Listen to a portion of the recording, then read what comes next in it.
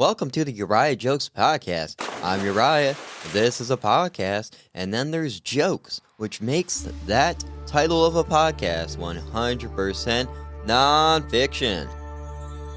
That means true, right? It's always been confusing to me. Non-fiction, I mean, not true, is how I always thought about it in school. And the librarian didn't really help me that much because I would move the books around and scramble it up, which would make me a hero to the Republicans and a fiasco-rating maniac to the people on the left. But guess what? I'm not here to bring up knowledge that is political now. I'm here to bring up jokes. How's it going today, guys? It's a Thursday. It's going pessimistic? Well, I don't got time to listen to your dietary restrictions. I got a podcast here, and it's a great podcast. I'm here in LA, and yesterday I had a fantastic day because I was able to get 3 mics in about 4 hours, which is great because normally that can take 5, 6, 7 hours only to do 3. And me, I like to try to do 7, 8, 9, 10 mics the entire day, just spending it doing comedy. Because the longer I'm in it, the more my brain just start flying cylinders, stuff like this. But the problem with that is I have so many jokes, so many things written down that I lose track of it and forget about it. It's kind of like when someone has so many kids, they birth so many kids, they forget about them. And that's basically me forgetting about all these little miracles that I've created. So how about that? And speak about miracles that I've created, let's get to some jokes. And this is going to be a simple podcast. And podcasts should be simple if you ask me. If they're complicated, then it's probably somebody talking into a microphone. There are many horrible podcasts, but there's no reason why you can't listen to this one. And with comedy in LA, it's like, I was at this amazing room, the Glendale room, amazing, gonna work on trying to produce a show there. So I'll be producing a show up in Santa Barbara and a show down in LA. I hope to at some point just be producing enough shows so I did no longer have to go back up to Santa Barbara and bartend where I'm slinging beers and jokes. I do try material out on the guests, which I think is funny because they have no idea I'm joking. Everything's a bit to me. Everything is a joke. But I don't think the IRS or the Census Bureau that continues knocking on my door asking me if I'm unemployed will care. But I had to go, there's a helicopter flying above. It used to be exciting. Like when I first moved here, I'm like, oh, there's a helicopter. I want to know what's going on. Is there a police chase with no traffic? When I always hit traffic, but when there's a police chase, it's always empty. And I'm like, oh yeah, now it's just someone doing a flyby, waking everybody up low. So I had to go to the mechanic, right? And my uncle's always like, mechanics, they're scam artists. They're scam artists. Well, at least they're creative. You ever see someone getting mugged with a knife? I mean, like, come on, where's the originality there? You see someone get mugged with a mug? That's creative. And I'll take getting mugged by a mug any day because people can be like, Uriah, not only do we not believe that you were mugged, but how were you mugged with a porcelain mug? It's because I'm porcelain. I'm a weak man. How about that? Was that like a joke for you guys? Here we go, I got audited. I shouldn't have claimed alcohol as a dependent. And I lost my wallet. I shouldn't have used a hot pocket. I think I did this joke before. But if I didn't do the joke before, here's the thing about jokes. You could keep saying them again and again, but as soon as I say the joke once, I get lots and lots of happiness and feelings from that. I say it again, it's like, yeah, 3, 4, 5, 6, 7 times. Before I say it like 10 times, I'm like, I don't think this joke's funny anymore. And even when the laugh happens, I'm like, yeah, I know it's gonna laugh. But then when the laugh doesn't happen, I'm like, yes, you guys are the 1 out of 10 people that don't laugh at the joke. And I think that's fantastic. Really is.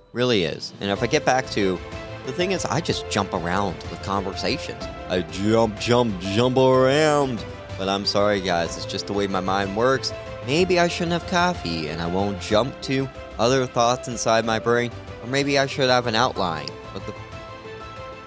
But maybe I should have an outline. But the problem is that as I'm talking, I start thinking about something funnier than what I was previously talking about without someone noticing, until the very end that I have actually switched topics, where they then have to dissect it under a microscope, realizing, wow, Uriah did say something funny. I just wish we knew what the hell he was talking about. And at this Glendale room I got there, I'm like, they asked me, oh, you getting up? I'm like, yeah, I get up like 3-4 times a week. And they're like, what? 3 times in a day? And the person who said that, they got up on stage and like, hi, haven't performed stand-up in 3 years. Which is funny. You don't really see that a lot anywhere else you go. It's not like you go to like Subway and you see the sandwich artist, and then before they make your sandwich, they're like, by the way, I haven't made a sandwich in 3 years. You haven't made a sandwich in 3 years? Or how are you an artist? Get out of here. I want somebody who makes sandwiches on a daily basis. People say Uriah. That's a good segue. I'll just stop with the thoughts and go right back, and I'll probably jump right back into the conversation. And then you guys can piece together what I'm talking about, as if you're some sort of murder detective, and the only thing that was murdered is an understanding of the English language. You got it. People say Uriah. You gotta start a family, so when you get older, you have someone that can take care of you. Like, what the hell? I don't want my family to kill me. They're gonna take care of me. If I died surrounded by family, it's because they killed me. If I was surrounded, I wouldn't want to die surrounded by anybody. I would maybe surrounded by trees, and trees I'm talking about cannabis, but still, I wouldn't want to die paranoid about death. It's like, Uriah, you were dying on your deathbed. Here is some weed.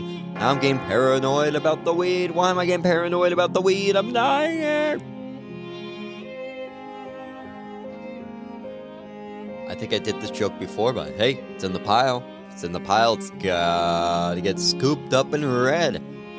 I had a near-death experience the other day. I drove by a graveyard. Was that joke too a deadpan?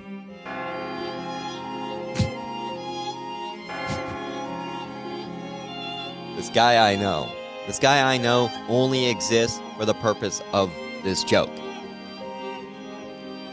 He's a lumberjack, right? You guys know what a lumberjack is? I'm not talking about hipsters. I'm talking about this guy is an actual, living, breathing, fictional lumberjack. And he cuts down not only his trees, but his neighbor's trees, even the old growth trees, to make wooden spoons and sculptures of animals like bears, beavers, and donkeys.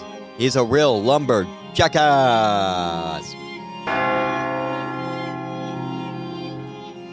I got that joke. I had someone comment the other day. It's like,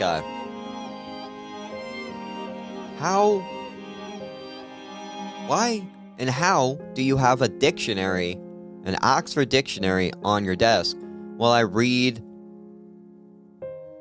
words and then I get jokes out of it? It's not my idea of an entertaining evening, but what I create out of that, basically what a dictionary is a more fictional Bible, because it has all the words in it, except you have to put them in the right order. And I put them in the order of a funny, clever joke, and you can't cut that down. Are you stumped? Well, branch off there and think about what else to Are you a weeping willow now? How about the tree puns, man? Pine Sol. Because the next comedian will have to clean up the room after that joke.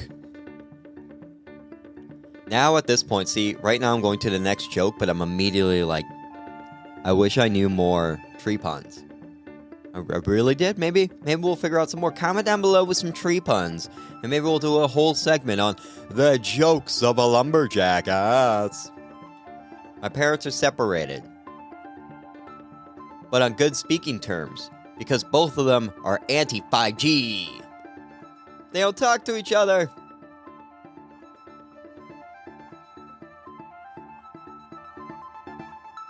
I think one of them tried to use a carrier pigeon the other day.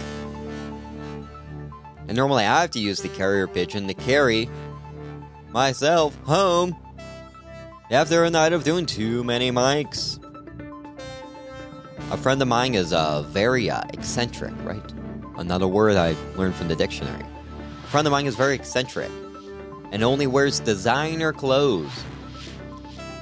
He's a nudist. Because well, the thing about this joke is I guess it seems a little bit religious because it means we have a creator. But maybe Adam and Eve created, I don't know. They had a relationship that would have been interesting if they met on Tinder. Just thought I swipe that around. Alright, last joke here, and it's a long one. Everyone's talking about how great these banking apps are. Everyone with money and a phone, they're like, oh, Uriah, I can do online banking on my phone, oh.